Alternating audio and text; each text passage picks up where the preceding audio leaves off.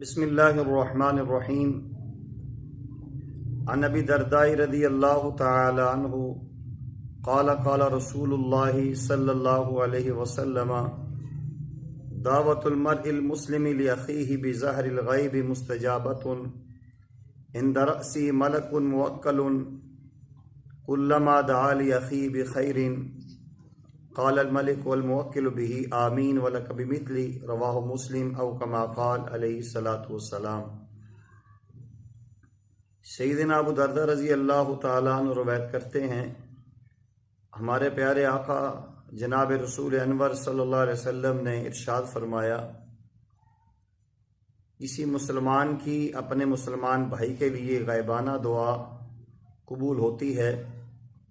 اور اس کے پاس ایک فرشتہ ہوتا ہے جس کی ڈیوٹی ہوتی ہے کہ جب وہ اپنے کسی مسلمان بھائی کے لیے غائبانہ کوئی اچھی دعا کرے تو وہ فرشتہ کہتا ہے تیری یہ دعا اللہ قبول کرے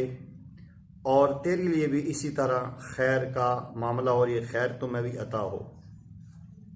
اسی باب میں ایک اور حدیث مبارکہ ہے، سیدنا ابو ہریرہ رضی اللہ تعالیٰ عنہ روایت کرتے ہیں، عن ابی ہریرہ رضی اللہ تعالی عنہ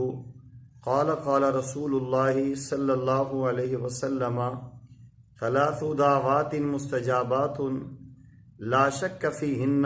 دعوت الوالد ودعوت المسافر ودعوت المظلوم رواہ الترمذی او کما قال علیہ الصلاۃ والسلام۔ سیدنا ابو ہریرہ رضی اللہ تعالیٰ عنہ روایت کرتے ہیں، ہمارے پیارے آقا جناب رسول انور صلی اللہ علیہ وسلم نے ارشاد فرمایا کہ تین دعائیں ایسی ہیں جو خاص طور پہ قبول ہوتی ہیں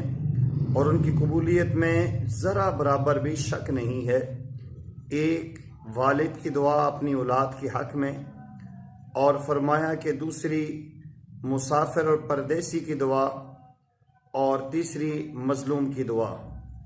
ان دونوں احادیث میں اگر ہم غور کریں،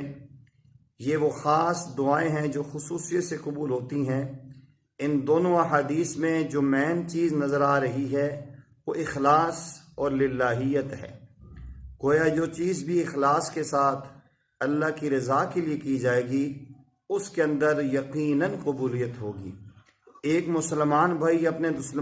دوسرے مسلمان بھائی کے لیے پیٹھ کے پیچھے دعا کرتا ہے، وہ سامنے دیکھ نہیں رہا، وہ سن نہیں رہا، تو اس میں کمال درجے کا اخلاص ہے۔ اس اخلاص کی بنیاد پہ اللہ جل جلالہ اس کی دعا کو قبول کرتے ہیں۔ اور ایسے ہی دوسری حدیث میں جو والد اپنی اولاد کے لیے دعا کرتا ہے، کس درجے کا اس کے اندر ایک مخلص ہونا اور اخلاص ہونا ہے، یہ کسی سے چھپی ڈھکی بات نہیں ہے۔ اور ایسے ایک پردیسی اور مسافر بندہ ہے، اس کے ساتھ کوئی بندہ ہیلپ کرتا ہے، تعاون کرتا ہے، تو یقیناً اس پردیسی اور اس بندے معاون کے درمیان کوئی تعلق نہیں ہے، کوئی رشتہ داری نہیں ہے۔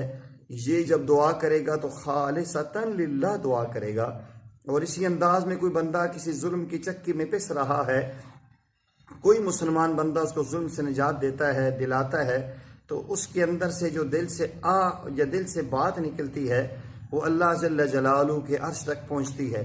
ہمیں ان دو احادیث پہ غور کر کے یہ بات سمجھ آتی ہے کہ اگر ہم چاہتے ہیں ہماری دعائیں خصوصیت سے قبول ہوں، ہم مسلمان بھائیوں کے لیے خیر کی دعا مانگیں، ان کے لیے اچھائی کی دعا مانگیں، اپنے ماں باپ کے لیے، اپنی اولاد کے لیے تو ہم مانگتے ہی مانگتے ہیں، دوست احباب کے لیے بھی مانگیں۔ بلکہ ہمارے بزرگوں کا تو یہ معمول رہا ہے کہ جس بندے کے پاس دین کی نسبت سے جا رہے ہیں اس کے لیے دعا کر کے، اعمال اصال ثواب کر کے جاتے ہیں، تاکہ اس کے دل میں اللہ تعالیٰ نرمی ڈالے اور اس کے دل میں اللہ شوق ڈالے اور ہماری بات کو ایکسیپٹ کرے۔ تو آج سے عزم کیجئے اخلاص کے ساتھ، للہیت کے ساتھ اپنے لیے بھی دعائیں مانگنی ہے اور پوری امت کے لیے دعائیں مانگنی، اور خاص طور پہ یہ دعاؤں کا اہتمام کرنا ہے۔ اللہ مجھے آپ کو ان احادیث پہ عمل کر کے آگے پھیلانے کی توفیق نصیب فرمائے۔